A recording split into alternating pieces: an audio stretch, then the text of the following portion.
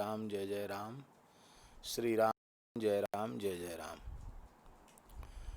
देवर्षि नारद जी 48वें सूत्र में कह रहे हैं, यह कर्म फलम त्यजति कर्माणि संन्यस्यति ततो निर्द्वंदो भवति। कल तक 47 सूत्र तक की चर्चा हो गई। यो विविक्त स्थानम सेवते यो लोकबंध मुन्मूलयति निस्त्रिगुण्यो भवति योगक्षेमं त्यजति। ये बात करो, इसकी व्याख्या हुई थी। इसका अर्थ है यह कर्म फलम त्यजति। जो भक्त पुरुष वैष्णव पुरुष कर्म फल का त्याग कर देता है।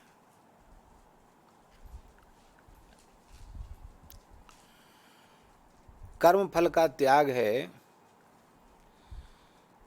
भगवान ने गीता में स्वयं अपनी वाणी से कहा, न मे कर्माणि लिम्पन्ति, मुझे कर्म लिप्त होते नहीं है। क्यों? न मे कर्म फले स्पृहा, मैंने कर्म फल में हमारी स्पृहा नहीं है, इच्छा नहीं है, इसलिए मुझे कर्म लिप्त नहीं होते। इसका तात्पर्य है कि कर्म फल की इच्छा का त्याग करते ही वो कर्मों से लिप्त नहीं होगा, निर्लिप्त बना रहेगा। तो भगवान का भक्त जो होता है वो कर्म फल का त्याग कर देता है। और कर्माणि संन्यस्यति,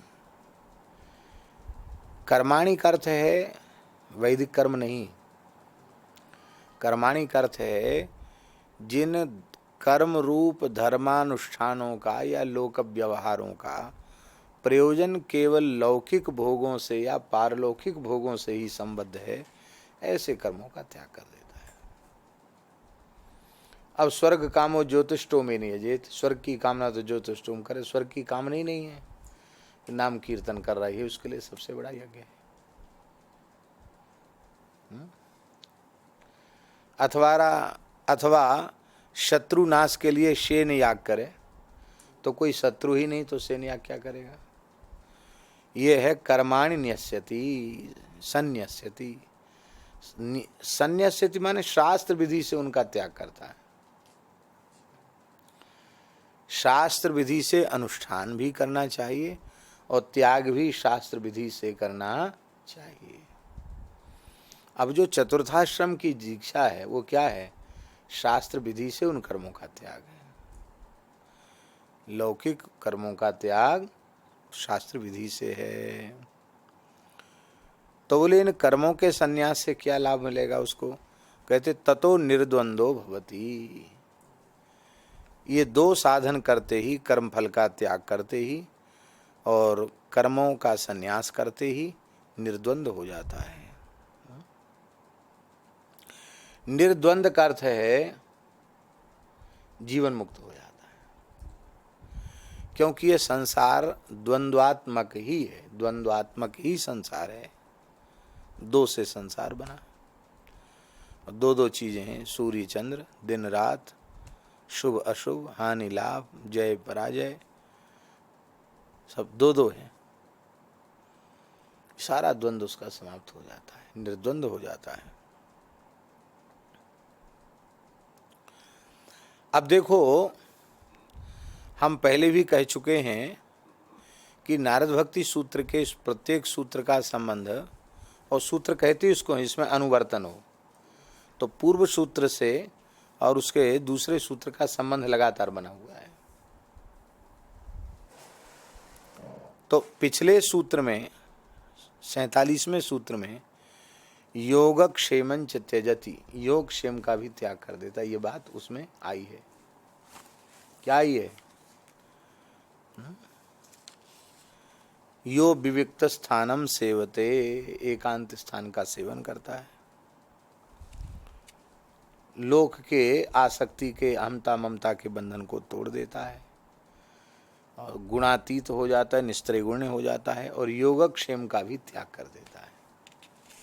तो इसी बात को आगे कह रहे हैं नारद जी, कि योगक्षेम की चिंता का त्याग जो करेगा वही कर्मफल का त्यागी भी होगा। योग और क्षेम क्या है? बहुत सी चीजें होती हैं जो हमारे जीवन में हमको लगता है कि बहुत जरूरी हैं,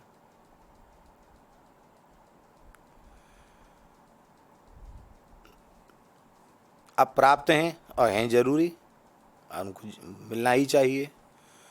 तो जो हमारे जीवन में बहुत आवश्यक चीज़ें हैं जिनको हमने मान रखा आवश्यक कुछ नहीं, क्या आवश्यक है? हमने मान रखा है इसलिए आवश्यक है, न माने तो क्या आवश्यक है? कम से कम में गुजारा हो जाए। मान रखा है कि कपड़ा जरूरी है इसलिए ज़रूरी है, और ये मान्यता ना हो तो कपड़े की भी ज़रूरत नहीं, क्या ज़रूरत है?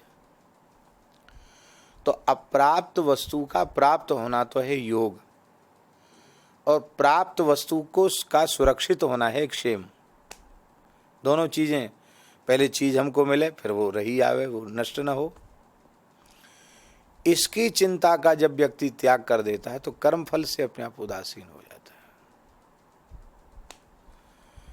है।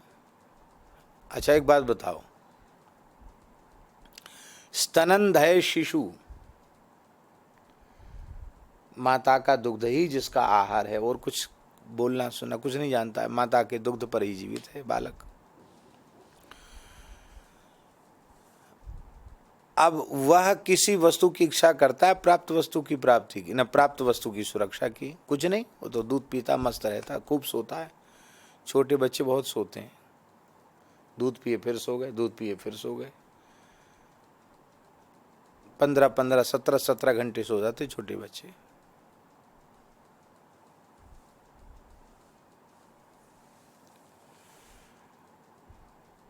इसलिए उन्हें योगक्षेम की चिंता नहीं होती है, क्योंकि वह सर्वतोभावेन अपनी मां के ऊपर आधारित हैं।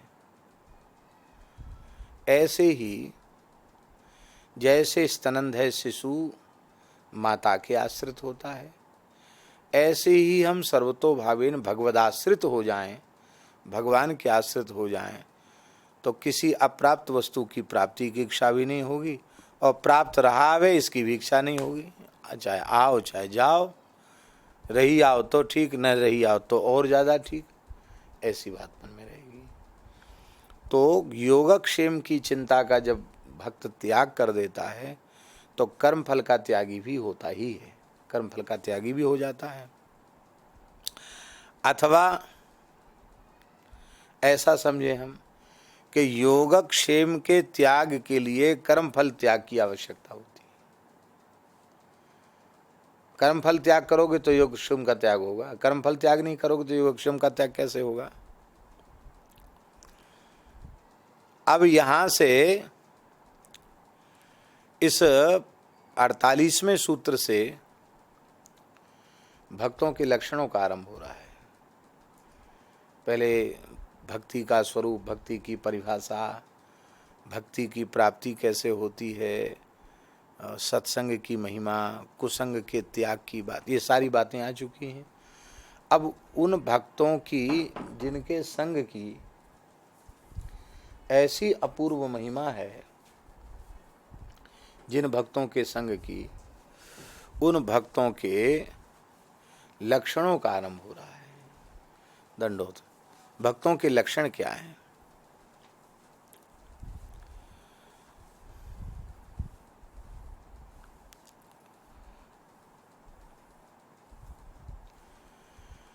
आप कहेंगे लक्षणों का वर्णन किस लिए किया जा रहा है? तो लक्षणों का वर्णन इसलिए किया जा रहा है कि जो साधन पथ में अग्रसर हो रहे हैं वे कहीं ठगे न जाएं। ध्यान में आई बात? लक्षण का बोध होने से उस प्रकार का स्वभाव, उस प्रकार की चर्या जिसमें दिखाई पड़ेगी, उनसे उनको लाभ हो जाएगा। नहीं तो किसी दंभी के चक्कर में पड़कर उनका सर्वनाश भी हो जाएगा।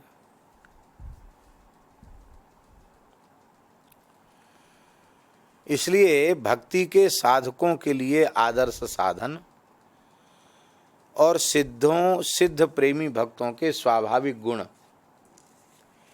इनका वर्णन किया जा रहा है।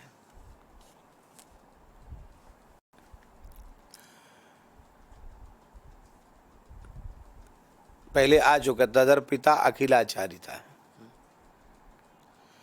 भक्त का प्रत्येक व्यवहार भगवद अर्पित ही होता है। प्रत्येक क्रिया भगवान की प्रसन्नता के लिए करता है, करने के बाद भगवान को ही अर्पित कर देता है।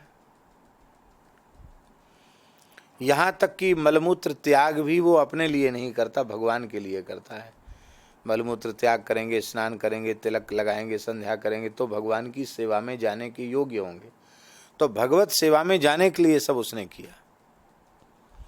भगवान के लिए सोता है, भगवान के लिए जगता है, भगवान के लिए हम जी रहे हैं। श्वास भी भगवान के लिए चल रही है।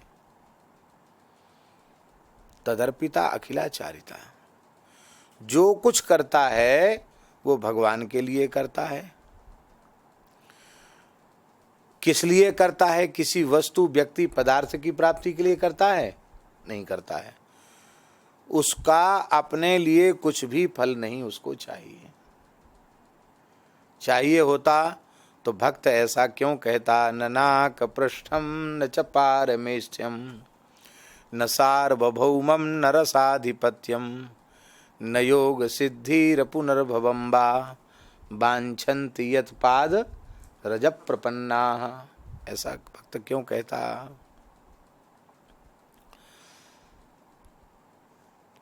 तब प्रश्न उठा कि जब कर्म फल की स्पृहाई उसमें नहीं है, कर्म सन्यासी कर दिया, फिर भी वह भक्त कर्म में लगा हुआ कैसे दिखाई पड़ता है?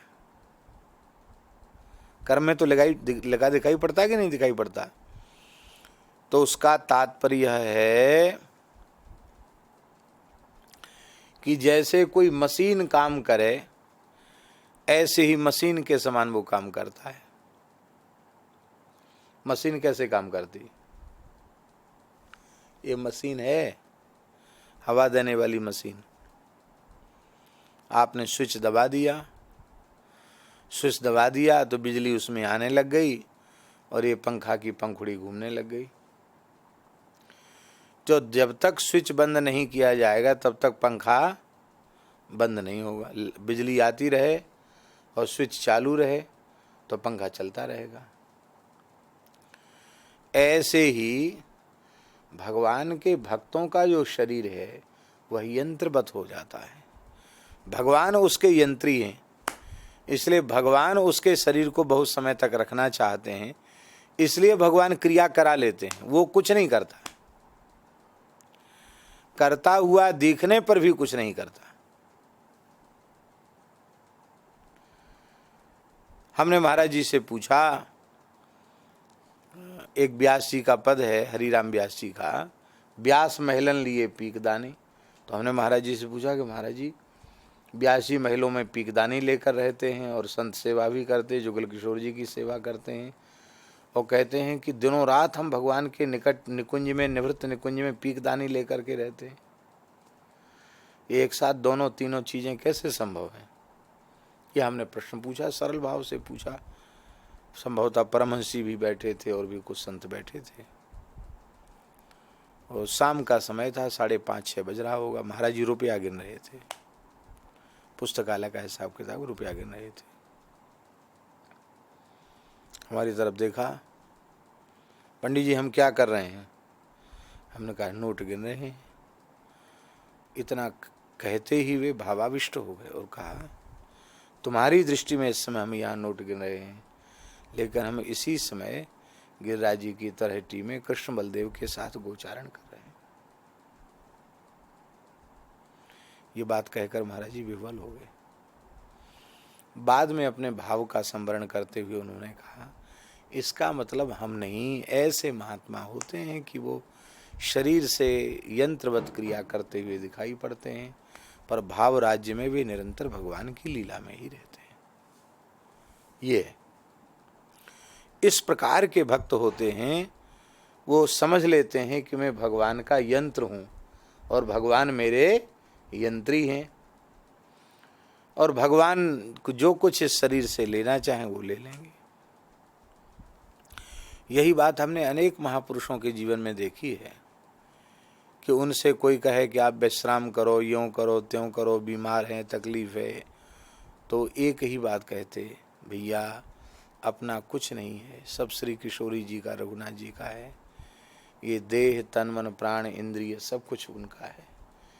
इससे इसको वे जब तक रखना चाहेंगे और जैसे सेवा लेना चाहेंगे वैसे भी सेवा ले लेंगे।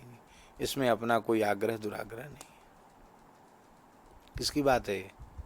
मामा जी की बात। मामा जी ने कहा हमसे, भैया लोग ऐसा ऐसा कहते हैं, लेकिन ये सब श्री किशोरी जी, रघुनाथ जी का है, जैसे चाहें वैसे भगवान उपयोग कर लें।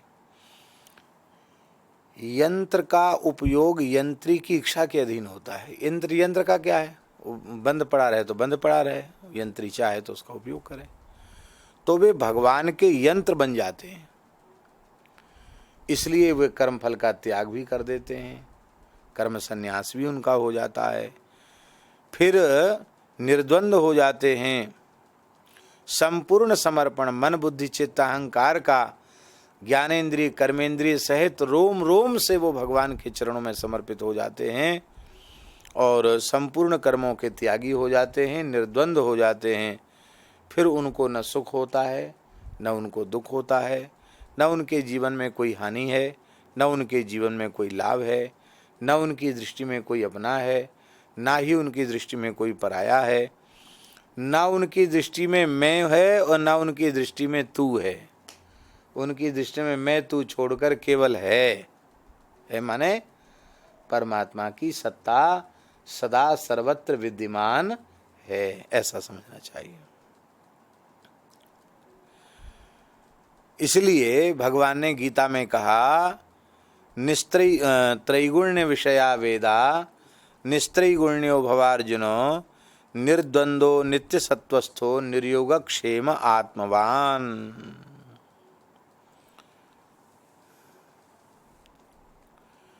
वेद त्रिगुण का ही निरूपण कर रहे हैं।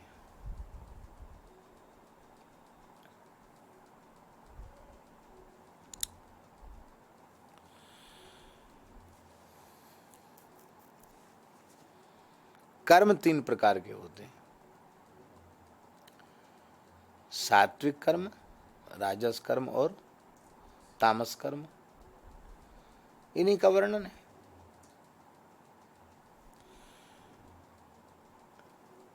पर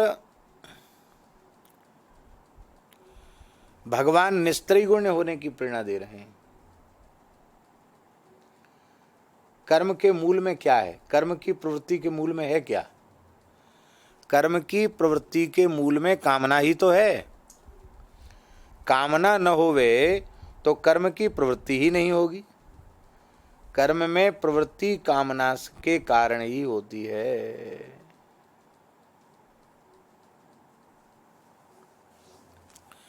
बिना कामना के कर्म में प्रवृत्ति नहीं होती। तो भगवान के कहने का अर्थ है कि अब तुम सकाम भाव को त्याग करके निष्काम हो जाओ। निस्त्रैगुण्य का अर्थ क्या है? अब तुम निष्काम हो जाओ। निष्काम होने से क्या हो जाएगा?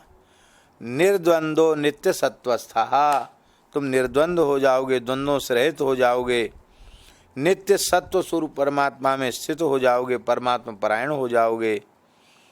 महाराज आगे नारद जी कहते हैं, जो प्रेमी अनुरागी रसिक भक्त होते हैं, अनन्य भक्त होते हैं, वेदानपि संन्यस्यति, वेदों का भी भली भांति त्याग कर देते हैं।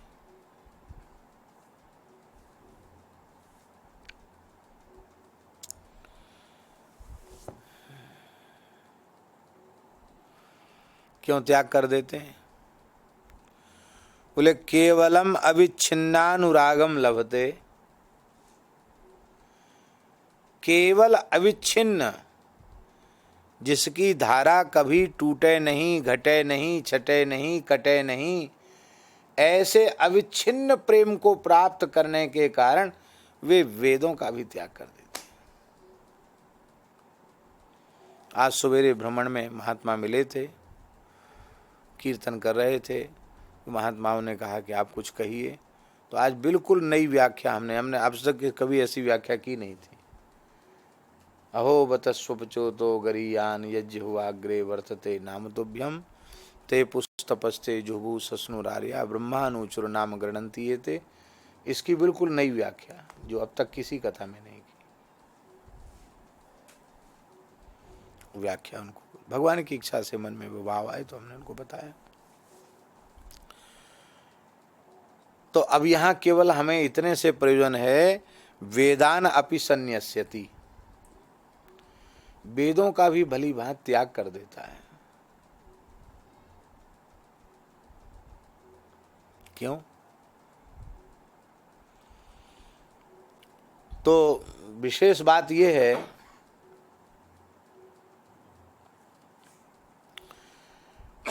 कि सबसे पहले तो वेद में अधिकारवाद है, सब वेद के अधिकारी नहीं है। दूसरी बात यह है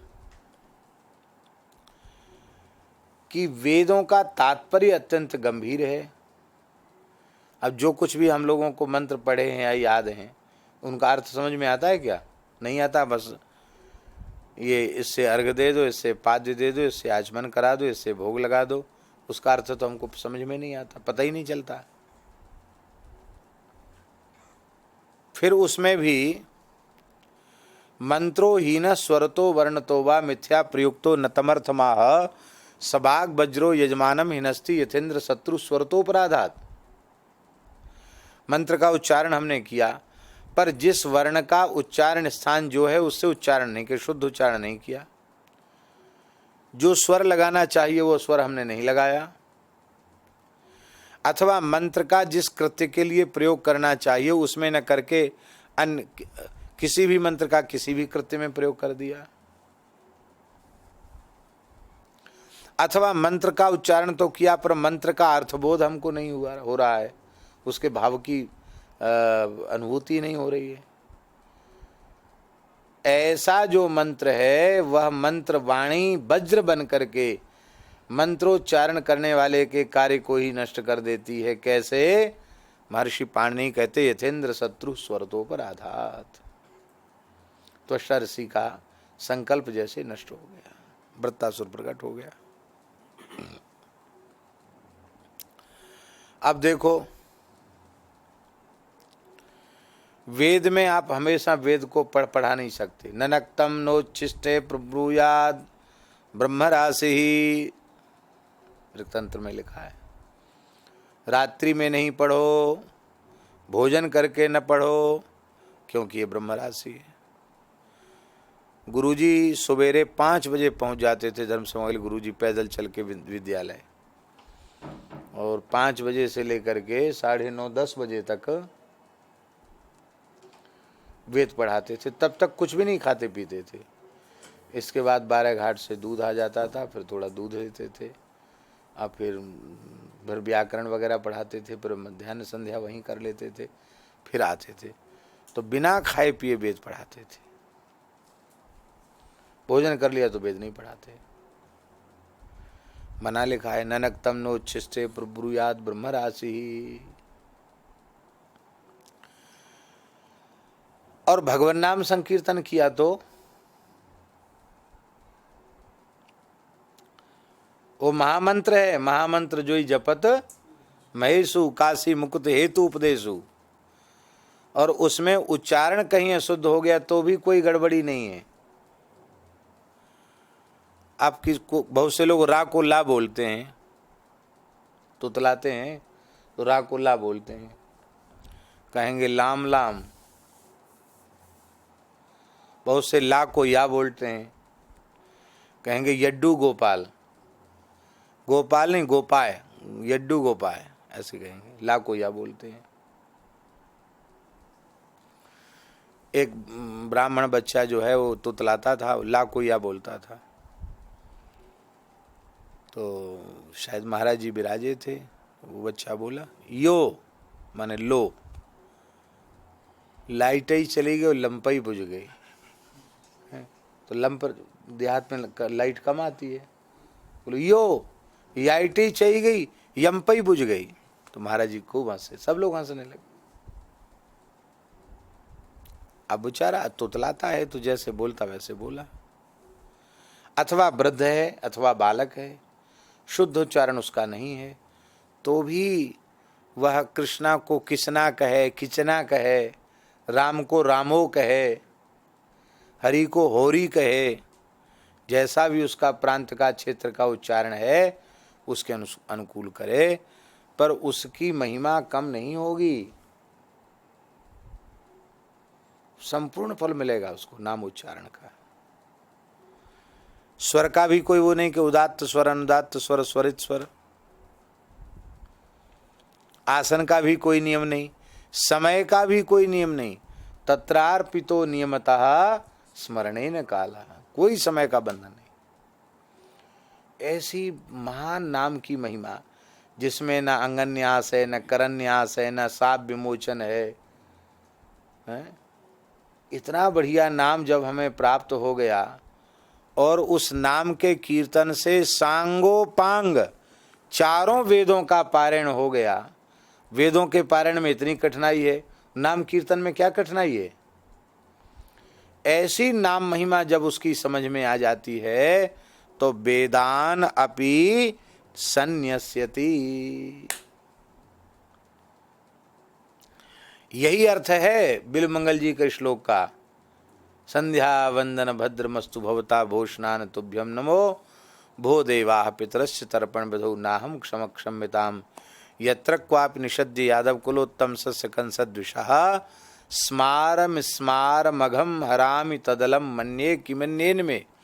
वे स्नान संध्या तर्पण आदि का निषेध नहीं कर रहे हैं, पर वे कहना ये चाहते हैं कि इन सब से पाप नष्ट होता है और कृष्ण नाम की ऐसी महिमा है कि पापी पूरी शक्ति लगाकर उतना पाप नहीं कर सकता, भगवान नाम पाप को जितना नष्ट करता है। तो हम चाहे जहाँ बैठकर निरंतर कृष्ण कृष्ण कहते हैं और रोते रहते हैं, तो अब हमारे लिए इतना ही बन जाए, इतनी से हमारे लिए बहुत है, अब हमको और किसी कर्म से प्रयोजन नहीं है। पर ऐसा अनुराग जब तक न जगे तब तक कर्म करते रहना चाहिए, तब तक कर्म का त्याग करना नहीं चाहिए है? ये वो कह सकता है जो अहरनिश कृष्ण कृष्ण जपता हो, दूसरा नहीं। अखंड असीम प्रेम को प्राप्त करके वह धन्य होता है। ऐसा प्रेमी अनुरागी जो संत है वो सतरती सतरती, वह तर जाता है, वह तर जाता है, और तर ही नहीं जाता, सतरती सतरती स लोकांश तारयति, वह लोकों को तार देता है। जिसको महाराज जी क्या कहें, पशु पक्षी कीट पतंग को भी तार देता है, जबकि इन तो ज्ञान शून्य भोग योनि में पड़े हुए प्राणी हैं, पर इन पर करुणा जग जाए, इनको देख ले वो, वे भी तर जाते हैं। वृक्षों का उद्धार हो जाता है।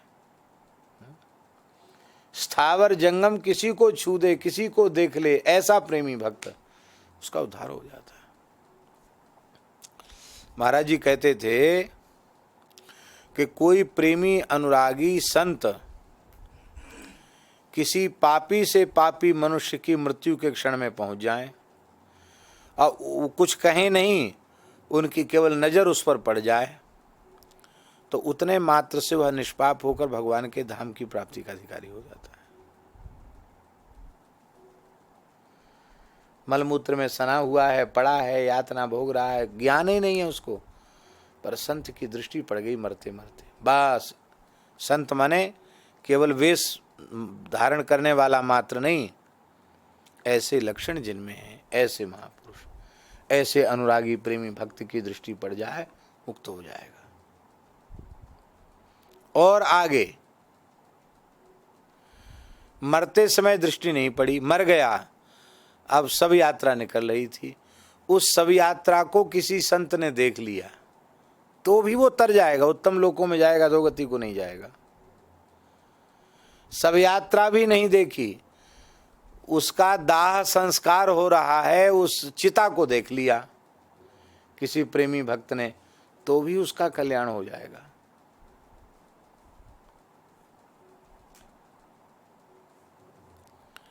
इतनी भारी महिमा है भक्त की, संत की। इसलिए स लोकांस तारयति, स्वयं तो वह तरता है, स्वयं तर जाता है और लोगों को भी तार देता है। मदभक्ति युक्तो भुवनम पुनाति, मेरी भक्ति से युक्त साधक वह भुवन को पवित्र कर देता है। तो देखो 46वें सूत्र में यह कहा गया कि माया से कौन तरता है, और उसी प्रश्न का उत्तर यहाँ इस माने 50वें सूत्र तक इसी का उत्तर देवर्षि नारद जी ने दिया हुआ है। अब आगे प्रेम का स्वरूप क्या है, प्रेमा रस रूपा भक्ति का स्वरूप क्या है और गौणी भक्ति का स्वरूप क्या है, इसका विवेचन नारद जी करेंगे। उसकी चर्चा भगवत कृपा से हम कल करेंगे। श्री राम।